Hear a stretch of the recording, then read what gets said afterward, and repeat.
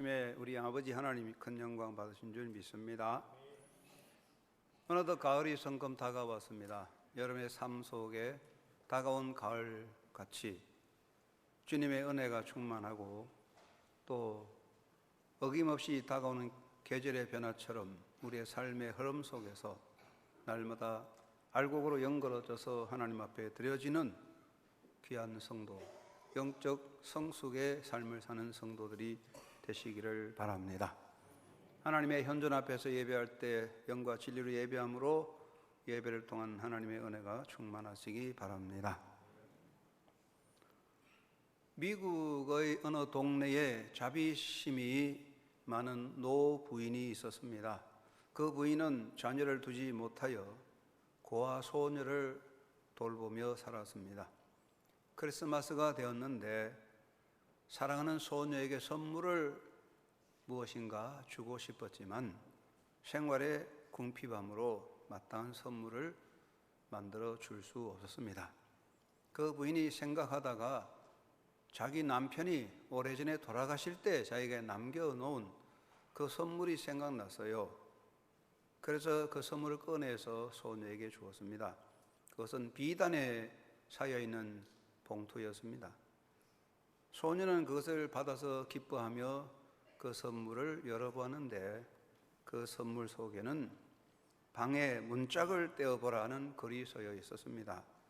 소녀는 부인에게 연락하고 함께 문짝을 뜯어보았더니 그 안에는 찾는 이가 찾을 것이요 두드리는 이에게 열릴 것이니라 하는 글귀와 함께 그 글귀 뒷면에 지도가 그려져 있었는데 부인과 소녀가 그 지도를 따라 집안을 찾아보았더니 장독대 부근에 땅을 파서 보니 그 땅 속에 큼지막한 돈 보따리가 들어 있었습니다. 그래서 그 돈을 찾아서 그 할머니와 소녀가 행복하게 살았다는 이야기인데 실화인 것 같습니다. 이 예화를 통해서 저는 하나님 앞에 서 있는 우리들의 모습을 생각해 보게 되었습니다. 아내를 사랑하는 남편은 자신의 죽음 앞에서 아내를 위하여 자신이 가진 모든 재물을 아내에게 물려주었습니다. 그러나 그것은 값진 선물이었지만 아내에게는 별 볼 일 없는 것이었습니다. 대수롭게 여기지 않는 아내는 그 선물을 방치해 두었습니다. 그래서 오랜 세월 동안 부인은 경제적으로 어려움을 겪게 된 것입니다. 그러다가 이 부인이 그 선물을 다시 기억하고 자기가 사랑하는 한 소녀에게 그것을 선물로 주게 됨으로써 마침내 남편의 숨겨진 뜻을 깨닫고 발견하고 그것으로 인하여 그 소녀와 함께 보다 부유한 삶을 누리게 되었다는 것입니다. 이 여인은 어떻게 보면 우리 모두의 모습을 대변하고 있다고 하겠습니다. 하나님께서는 너무나 값비싼 은혜를 우리에게 주셨지만 우리는 그것을 방치함으로써 그 값비싼 은혜를 헛되게 하고 있는 것이 아닌가 하는 것입니다. 우리를 향하신 하나님의 뜻은 우리를 위하여 주신 그 값비싼 은혜를 마음껏 받아 누림으로써 이 땅에 사는 동안에 보다 더 값있게 살고 그러면서 받은 바 그 값비싼 은혜의 가치를 더 빛나게 하라고 하는 것이라고 하겠습니다. 성도는 구원받은 사람들입니다. 우리는 구원받으려고 노력하고 달려가는 자가 아니라 이미 받은 바 그 구원의 은혜를 누리고 사는 사람인 것입니다. 여기에는 두 가지 의미가 있습니다. 그 하나는 하나님이 주신 구원은 값없이 받아 누리는 은혜라는 것이고 또 하나는 그 은혜는 나를 위하여 값비싼 은혜라는 것입니다. 우리가 받아서 누리는 구원의 역사는 하나님의 은혜입니다. 여기에 세 가지 의미가 담겼습니다. 첫째는 인간을 위한 하나님의 자기 희생이라는 역사가 담겼습니다. 죄인된 인간으로서 우리가 받아 누리는 구원은 나를 위한 하나님의 자기 희생의 역사를 통하여 이루어진 것입니다. 인간의 삶의 방식으로 보면은 심는 대로 거둔다는 양식을 따라 내가 나를 위해서 무엇을 함으로써 나는 그것으로 열매를 거두게 됩니다. 그래서 종교적인 방식에서도 인간은 자기를 위해서 공을 쌓고 돌을 닦고 스스로 깨달아 그것을 위해서 노력해야 된다고 가르칩니다.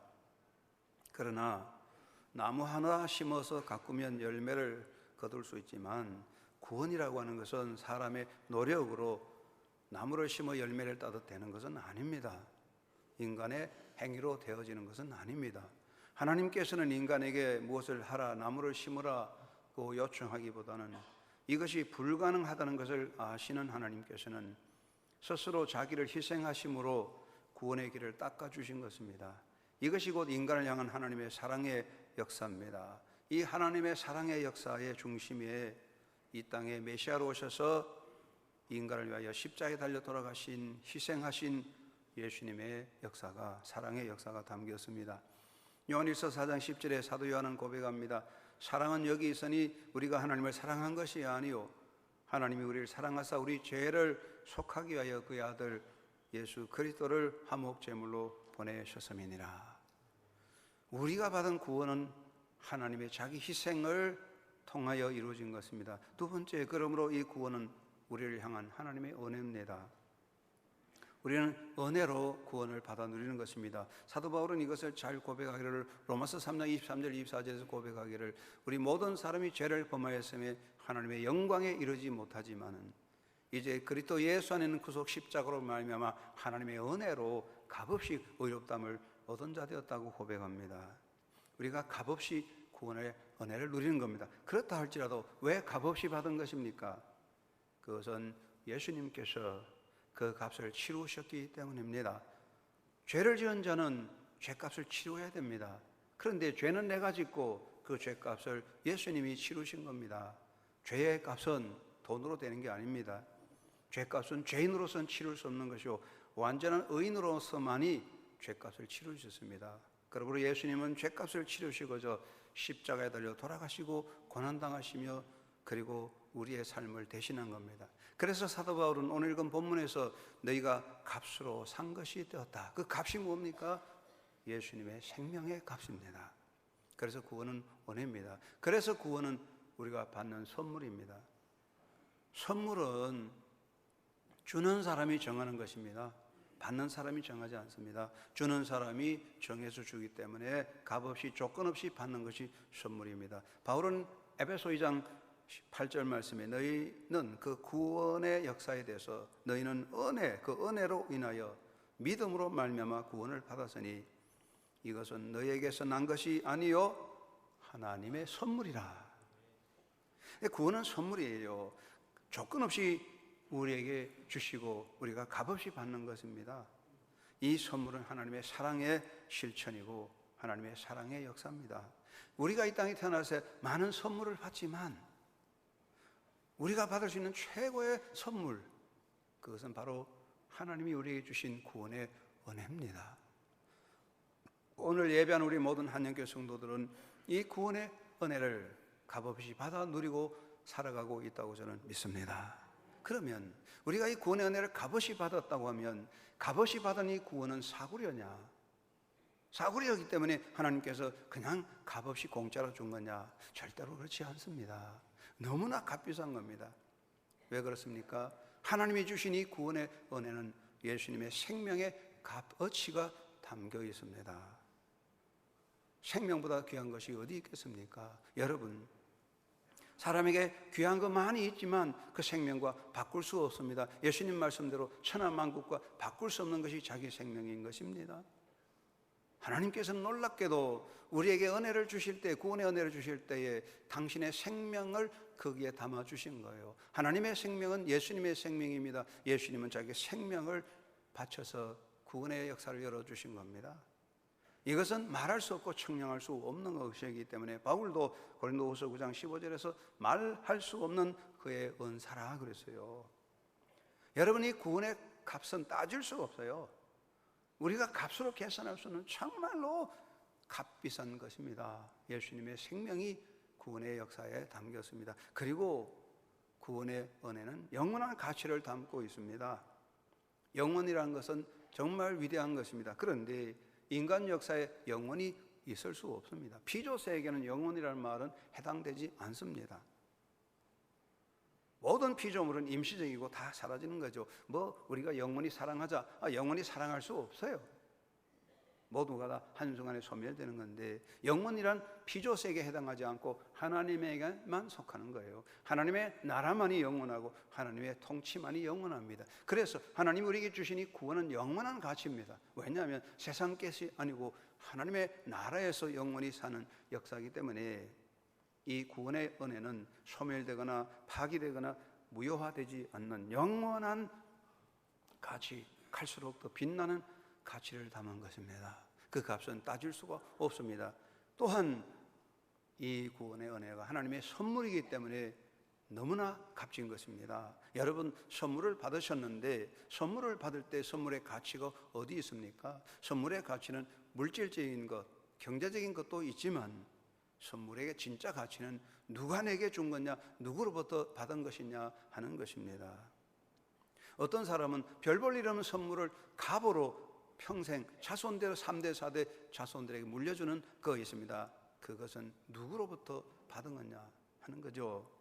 왕이 내게 준 선물이라면 종이 쪽 하나라도 그 왕이 거기에 서명, 왕의 사인이 된 선물이라면 그건 그 무엇보다 귀한 겁니다. 왜냐하면 그 선물에 왕의 권위와 왕의 권세가 담겨 있기 때문입니다. 여러분, 하나님이 우리에게 주신 것은 하나님의 선물입니다. 그 하나님의 이름으로 준 겁니다. 예수 그리스도의 이름이 새겨져 있는 선물입니다. 이거는 영원한 가치요, 갈수록 빛나는 거예요. 왜냐하면 그 선물 속에 하나님의 존재적인 권위와 권세와 그의 권능이 다 담겨 있기 때문에 우리가 그 선물 하나면 하나님을 우리 속에 담고 있다 하는 이야기가 되겠습니다. 예수님을 가진 자는 모든 것을 다 가진 자라는 말과 같이 이 선물 받은 자는 모든 것을 가진 사람인 겁니다. 그러므로 우리가 값비싼 은혜를 누린 겁니다. 우리가 이것을 값없이 받은 구원이지만 사실 그 가치는 청량할 수 없는 값비싼 은혜입니다. 오늘 한윤교회 성도 여러분 모두가 이 값비싼 은혜를 누리고 사는 행복자인 줄로 믿습니다. 얼마나 우리가 행복한 사람인가요? 이 값비싼 구원의 은혜를 누리고 있습니다. 그렇다면 우리의 신앙생활은 무엇입니까? 무엇을 더 얻으려고, 무엇을 더 받으려고 하는 것이 신앙생활이 아니라 하나님이 주시는 이 하나님으로 받은 이 값비싼 은혜에 대한 우리의 응답이 신앙생활입니다. 평생 아프리카 선교를 위해서 생명을 바친 리빙스톤의 묘비에 이런 글이 새겨져 있습니다. 그는 하나님의 사랑에 응답하여 살았고 하나님의 사랑에 응답하다 죽었다. 하나님의 그 크신 은혜, 값비싼 은혜에 대한 응답이 신앙생활입니다. 여러분, 그 받은 은혜에 응답하는 아름다운 삶이 되시기 바랍니다.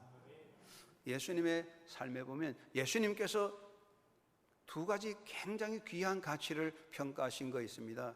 그 첫째 하나는 한 여인이 예수님의 머리에 향유를 부은 사건입니다. 예수님께서 베다니에 있는 한 나병 환자 시몬의 집에 초청받아 식사를 하게 되었는데 이때 한 여인이 나타나서 그 여인이 가지고 있는 매우 값진 향유 나드 한 옥합을 가지고 와서 그것을 깨트려 예수님의 머리에 부었습니다. 요한복음의 기록에 보면 예수의 머리에 향유를 부은 그 여인은 자기 머리털로 예수님의 발을 닦았다고 했습니다. 이것을 본 사람들은 그 여인을 비난합니다. 왜 300데나리온이나 되는 돈을 낭비하느냐. 300데나리온이면 노동자가 1년 동안 계속 노력해서 벌어야 되는 돈입니다. 예수님은 그 여인을 보고 말씀하셨습니다. 그가 내게 좋은 일을 하였다.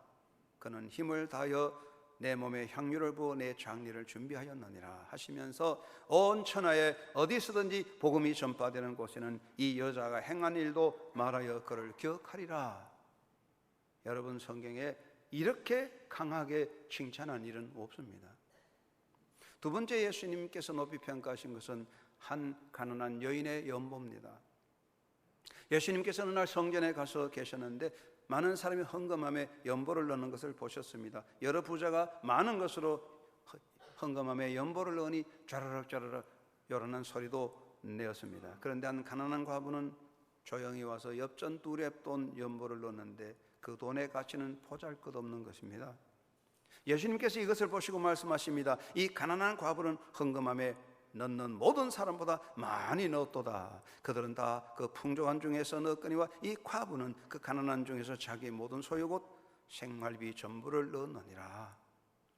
예수님은 헌금함에 많이 넣는 사람들보다도 보잘것없는 작은 것을 넣은 여인의 연보를 가장 높이 평가하셨습니다. 여기서 중요한 것은 부자들의 많은 연보는 그들이 가진 소유의 일부분이지만 이 여인의 연보는 그녀가 가진 삶의 전부였다는 것입니다. 여러분, 여기서 우리에게 주는 교훈이 무엇입니까? 예수님께서 정말 가치 있게 평가하는 건 무엇입니까? 그것은 물질적인, 재정적인, 경제적인 어떤 평가가 아닙니다. 바로 예수님은 사람의 진실을 보셨습니다. 그 속에 담긴 그 마음과 정성을 보신 것입니다. 하나님은 어떤 것을 가장 기뻐 받으실까요? 하나님께서는 더 이상 말할 수 없는, 더 이상으로 할 수 없는 최고의 값비싼 은혜를 우리에게 주셨다면 우리는 그 값비싼 은혜를 받은 자로서 무엇으로, 어떤 값진 것으로 주님께 헌신해야 할까요? 생각해 보아야 되겠습니다. 중국 사람들이 귀하게 여기는 과자는 전병입니다. 전병이 비싸잖아요. 그런데 중국 사람들이 전병을 만들 때 그 전병 속에 금덩어리를 넣어가지고 전병을 굉장히 크게 만들었대요. 이렇게 크게 만들어서 뇌물로 바쳤대요. 겉으로는 전병이지만 그 속에 금덩어리가 들어있는 뇌물이었어요. 그래서 요즘은 중국에서 전병을 크게 만들지 못하도록, 규격 이상으로 만들지 못하도록 정해놓았답니다. 사랑하는 여러분, 우리가 그 전병 속에 금덩어리를 넣어서 구워서 하나님께 바치면 그것이 하나님을 정말 기쁘게 하는 뇌물이, 선물이 될까요? 하나님은 무엇을 기뻐할까요? 첫째, 하나님은 우리가 드리는 마음의 값어치를 계수하십니다. 사무엘상 16장 7절 말씀에 사람은 외모를 보거니와 나 여호와는 중심을 보느니라고 말씀하셨습니다. 예수님이 높이 평가하신 한 여인의 행위, 가난한 한 여인의 연보, 그것은 물질적인 가치가 아니라 그 여인들의 정성, 마음의 값어치였습니다. 하나님은 우리의 마음의 무게를 달아보십니다. 내가 하나님께 드리는 모든 것의 마음의 무게는 얼마나 될까요? 이것을 우리가 생각해야 됩니다. 두 번째는 사랑이 담긴 수고의 가치를 기뻐하십니다. 사람은 많은 수고를 하거든요. 평생에 땀 흘려 수고합니다. 예수님께서도 수고하고 무거운 짐진 자라고 하셨어요. 그런데 그 모든 수고 중에 진짜 하나님을 기쁘게 하는 수고는 무엇입니까? 그것은 사랑의 수고입니다. 하나님의 마음을 기쁘게 하고 하나님을 흡족할 수 있는, 하나님을 흡족하게 하는 것은 예수님의 사랑 안에서 행하는 사랑의 수고입니다. 그것이 아니고는 무엇으로도 하나님을 흡족하게 할 수 없습니다. 여러분, 하나님은 모든 것의 주인입니다. 모든 소유는 하나님의 것입니다. 우리가 살 때 이건 내 것이라고 움켜잡고 뭐 평생 갖고 있겠다고 이제 틀어잡고 뭐 또 은행에 보관해도 쓸데없어요. 언젠가는 다 그 저절로 썰어 없어지는 거라고요. 다 우리가 주님의 것인데, 그런데 우리가 가진 것이 다 주님의 것이라면 그것으로 주님을 정말 기쁘게 할 수 없는 겁니다. 하나님은 무엇을 보실까요? 하나님의 마음을 움직이고 하나님을 흡족하게 할 수 있는 것은 우리가 예수 그리스도의 사랑 안에서 사랑을 담아 행하는 수고입니다. 수고의 땀방울을 기뻐하십니다. 마태복음 25장 40절에 예수님 뭐라고 말씀했습니까? 우리가 잘 아는 말씀 아니겠습니까? 예수님 말씀하시기를 너희 중에 지극히 작은 자 하나를 향하여 행한 것이 곧 나를 위하여 행한 것이니라. 그 작은 사랑의 수고가 주님을 기쁘게 하는 헌신이 된다는 것입니다. 이것을 우리가 명심해야 됩니다. 세 번째는 무엇일까요? 주님을 향한 온전한 헌신의 가치를 평가하십니다. 우리는 얼마나 많은 수고를 합니까? 그러나 그 많은 수고들이 사실은 한 줌의 흙으로 사라지는 존재같이 사라집니다. 우리 많은 수고 중에 정말 가치 있는 수고는 정말 주님을 사랑함으로 드리는 우리의 섬김이라고 생각합니다. 예수님의 머리에 향유를 부은 그 여인의 행위를 보신 예수님께서는 그는 힘을 다하여 그는 내게 좋은 일을 하였다고 평가하셨습니다. 그 여인의 행위는 어떤 구제 행위보다도 더 값진 것이었습니다. 대단한 일을 하고 세상이 떠들썩한 큰 행사를 한 건 아니지만 예수님은 그 여인의 행위를 최고로 값지게 평가하셨습니다. 왜냐하면 그 여인은 자기가 할 수 있는 최선의 것으로 예수님의 몸에 향기를 피어나게 만드셨습니다. 여러분은 무엇으로 예수님에게 향기가 되고 여러분 무엇으로 예수님의 몸을 향기롭게 할 수 있나요? 사람은 자기를 향기롭게 하고 사람은 자기를 빛나게 하기를 힘쓰지만 정말 주님을 기쁘게 주님의 몸에 향기를 피울 수 있는 우리의 수고는 무엇일까요? 그것을 하나님이 기뻐하십니다. 한영교회 성도 여러분, 우리 모두가 은혜로 구원받고 값비싼 은혜 받은 사람들입니다.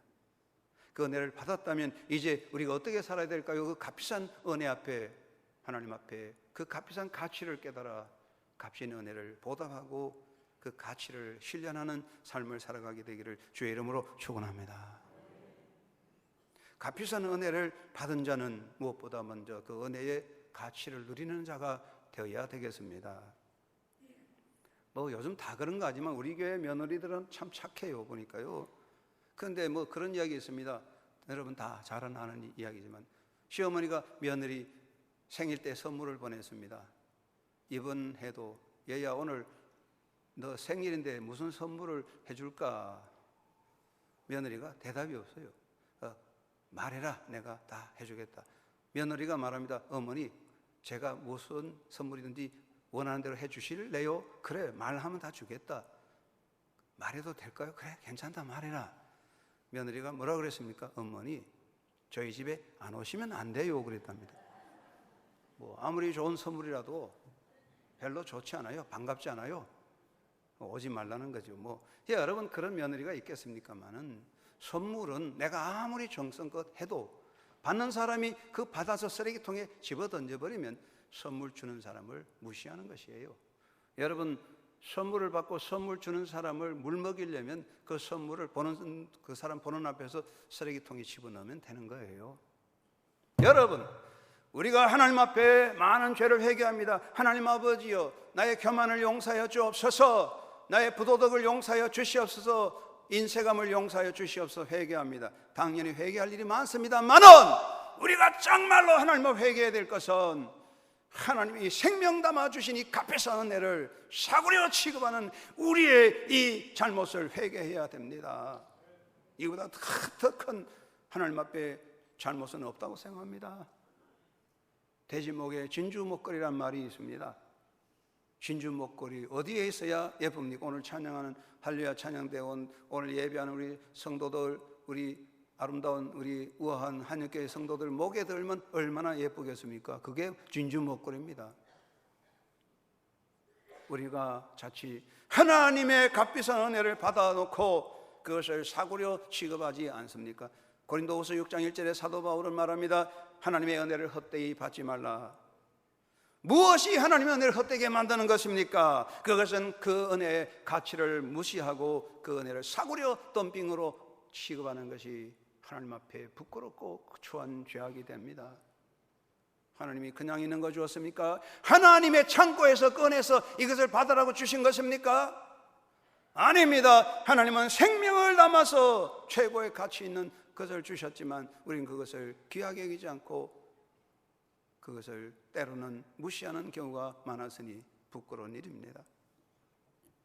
무엇이 하나님의 값비싼 은혜를 헛되게 하는 것입니까? 그것은 받은 은혜에 대한 우리의 감동이 없는 무감동한 무덤덤한 우리의 삶이 올시다. 우리가 말할 수 없이 값비싼 은혜를 받았지만은 삶 속에서 그것에 대한 감동이 없고 무덤덤하게 받은 동 마는 동 살아가는 모습이 부끄러운 일입니다. 우리는 청량할 수 없는 은혜를 받았다고 말하면서 감사함이 없이 원망하며 살아가는 모습들이 그 은혜를 사구려 취급하는 것입니다.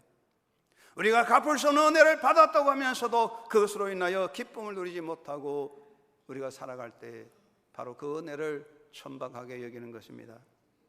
우리는 그 무엇보다도 귀하고 그 무엇보다도 비교할 수 없고 세상 그 무엇보다도 비교할 수 없다고 말을 하면서도 그것으로 자족하기보다는 세상적인 것 영화나 권세를 얻으려고 세상에 기웃거리며 세상 것 뒤따라가는 우리의 모습이 바로 하나님의 값비싼 은혜를 사구려 취급하는 것이 아니겠습니까?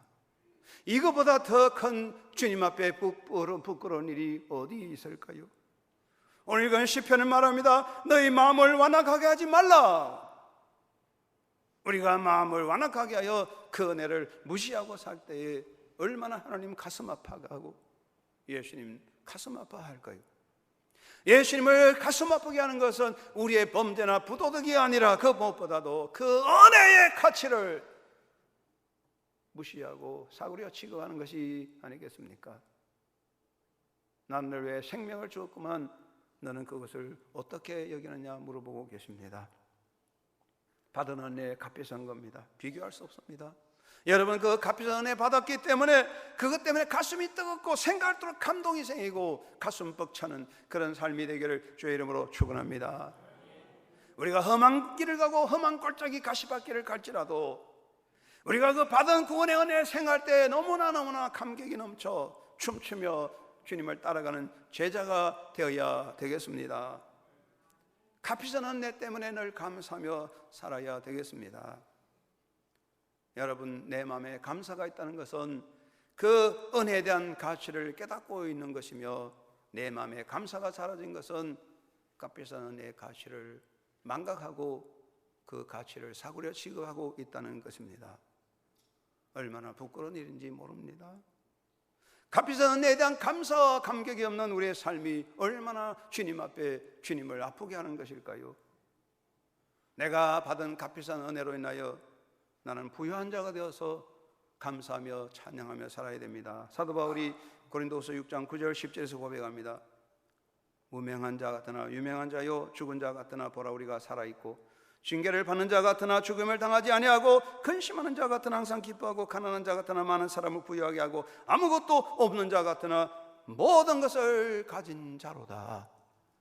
바울의 이 진정한 부요자의 고백이 여러분의 고백이 되기를 주의 이름으로 축원합니다. 여러분의 입술에 나타나는 삶이 되기를 간절히 주의 이름으로 축원합니다. 저는 요즘 복음성가를 부르는 중에 이 노래를 굉장히 좋아합니다. 주 날 구원했으니 어찌 잠잠하리. 여기 가사 나오는데 한번 불러봅시다. 아는 분만요, 모르는 사람은 안 해도 되고요. 시작. 주 날 구원했으니 어찌 잠잠하리.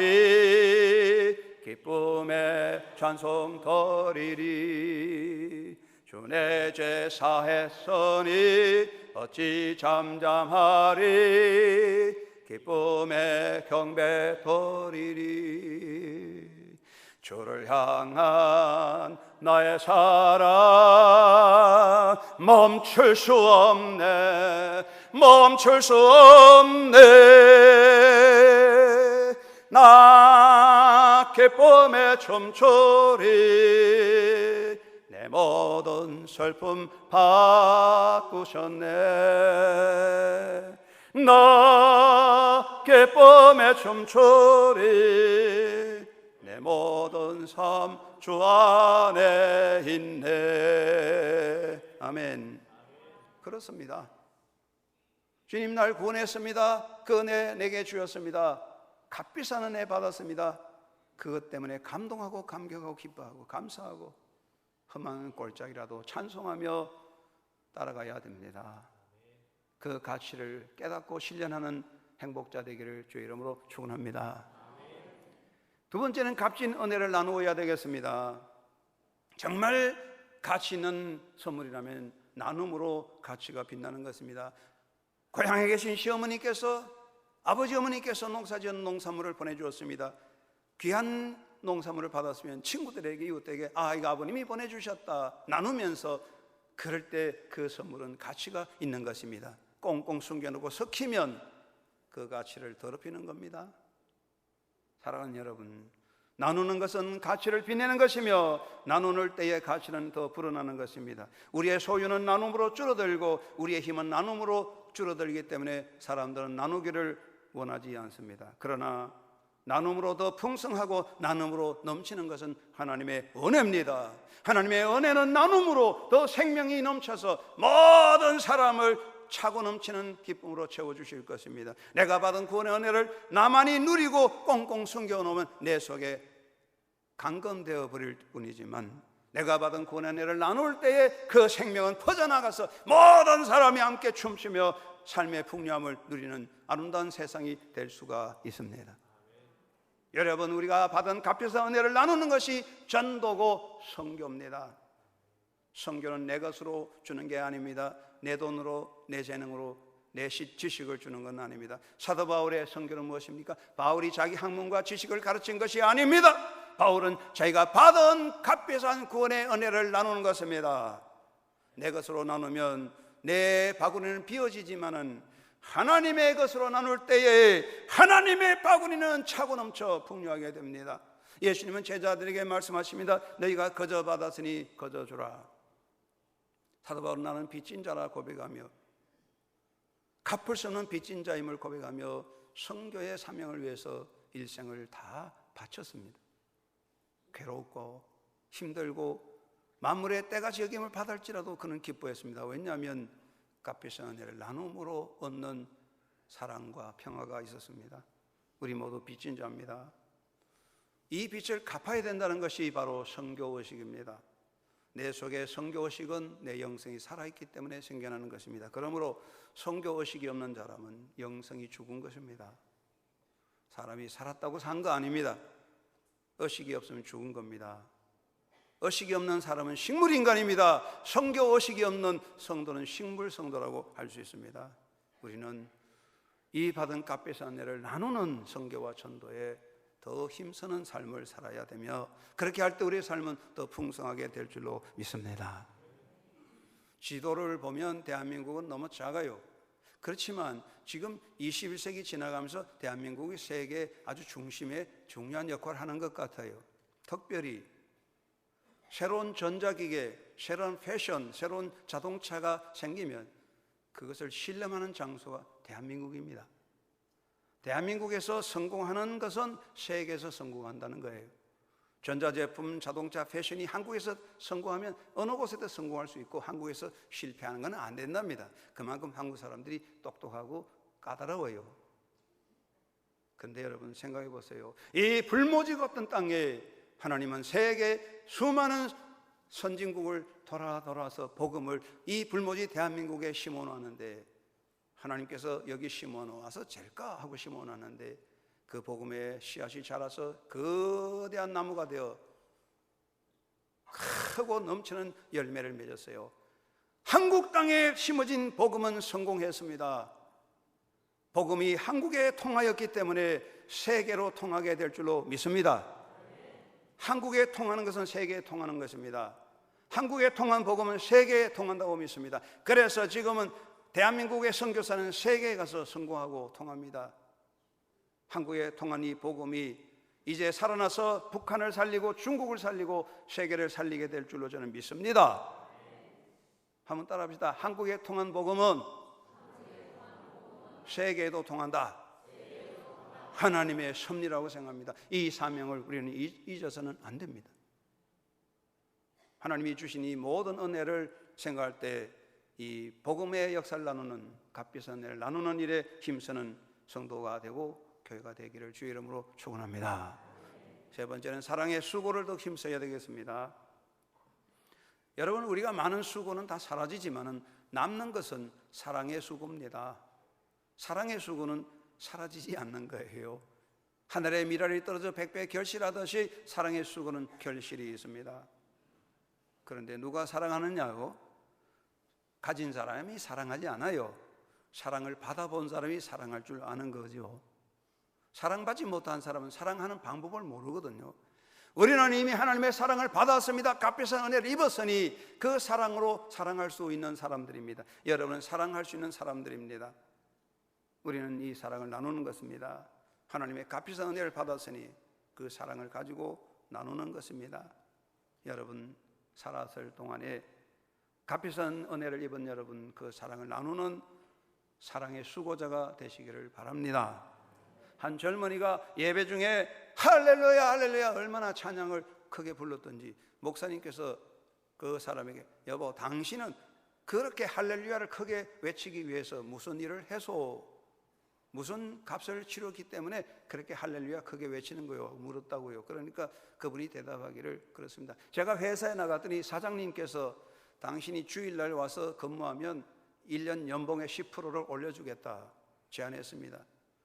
그런데 저는 그 제안을 거부했습니다. 그리고 주일날 예배당에 예배드립니다. 그러므로 저는 이렇게 할렐루야를 크게 외치며 찬양할 수 있습니다. 멋있는 말이잖아요. 우리가 할렐루야 아멘만 외친다고 되는 건 아닙니다. 할렐루야 아멘을 외친다면 그것에 대한 값이 있어야 될 겁니다. 그렇다면 우리가 이 값없이 받은 구원 때문에, 값비싼 은혜 때문에 주님을 향하여 섬김의 정성을 다해야 될 겁니다.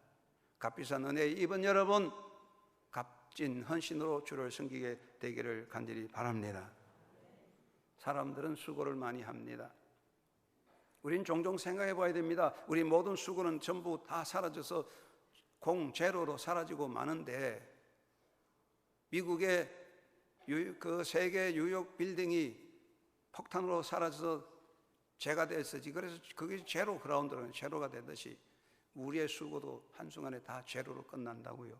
그런데 남는 것은 주님을 향한 희생의 수고입니다. 여러분의 삶에서 주님을 향한 수고의 눈물, 땀방울이 몇 프로나 될까요? 우리가 많은 경우에 주를 위해 산다고 봉사한다고 하지만 대부분은 나의 명예와 나의 기쁨과 나의 만족을 위해서 일하는 것이지, 정말 주님을 위한 수고는 그 속에 얼마 남지 않을 것 같아요. 많은 금석을 용광로에 집어넣기면 금은 조금 나오는데 우리의 삶에서 정말 주님을 향한 수고는 몇 프로나 될까 생각해 봅니다. 여러분의 남은 상에 이 값비싼 은혜를 받았으니 할 수 있는 한 주님을 향하여 값진 수고를 들을 수 있는 헌신자가 되기를 바랍니다. 나는 무엇을 더 받을까를 생각하기보다는 주를 위해서 무엇을 할 수 있나 생각하면서 몸된 교회를 섬기게 되시기 바랍니다. 그 여인이 향유를 깨트려 예수의 머리에 향기를 풍기게 하듯 여러분의 삶으로 예수님의 몸에 향기를 피울 수 있는, 교회를 향기롭게 할 수 있는 진정한 헌신자가 되기를 바랍니다. 그리고 이웃을 향한 사랑의 수고에 힘쓰시기를 바랍니다. 여러분의 봉사는 여러분 인생의 몇 프로나 될까요? 부모를 향하여 섬기고 가족을 향한 수고는 당연한 겁니다. 부모를 향하고 가족을 향한 수고를 하지 않으면 잘못하는 겁니다. 벌 받아야 되겠지요. 그러나 우리가 예수님 때문에, 예수 그리스도 때문에 내 주변에 도움이 필요한 자들에게 사랑의 수고의 손길을 내밀 때에 그것은 하나님 앞에 칭찬의 영광의 별을 받게 될 것입니다. 사람들 어깨에다가 별을 붙이고 가슴에 묵은 훈장을 붙이고 번쩍거리는 명품으로 자랑하고 있습니다. 그러나 우리 영성은 어떨까요? 헐벗어지지 않습니까? 여러분의 삶에 예수님으로부터 오는 칭찬의 스티커는 얼마나 붙어 있나요? 생각해 봐야 됩니다. 우리가 이제는 값비싼 은혜 받았으니 주님을 향한 희생과 봉사로, 이웃을 향한 봉사로 주님 앞에 나갈 수 있는 귀한 삶을 살아가게 되기를 주의 이름으로 축원합니다. 한 가정에 소년과 소녀가 있었는데 이 소년이 엄마 생일을 만나서 어머니에게 생일 선물을 하겠다고 그냥 금박으로 치장된 아주 값비싼 책을 사서 어머니에게 드렸는데 어머니는 그 선물을 받고 거들떠보지 않고 받지 않았어요. 그런데 여동생이 있었는데 그 아이는 그저 떡에를 열심히 해서 떡에질로 지갑도 만들고 책가풀도 만들어서 드렸더니 어머니가 기쁘게 받았어요. 이 소년이 화가 났어요. 왜 내 선물을 안 받았냐고 막 울었습니다. 왜 그럴까요? 그 소년은 버릇이 없었고 이기적이고 성을 잘 냅니다. 거짓말도 잘했습니다. 어머니에게 선물한답시고 돈을 훔쳐가지고 그냥 값비싼 선물을 사왔습니다. 어머니가 다 알기 때문에 그 선물을 받지 않았습니다. 그러나 그 아이가 엄마 품에 안겨 회개하고 잘못했다고 눈물을 흘릴 때 이제 내가 너의 선물을 받겠노라 하고 그 선물을 가져오라고 말했다고 합니다. 주님은 어떤 것을 기뻐 받을까요? 화려하고 거창한 명품이 아닙니다. 우리의 진실을 원합니다.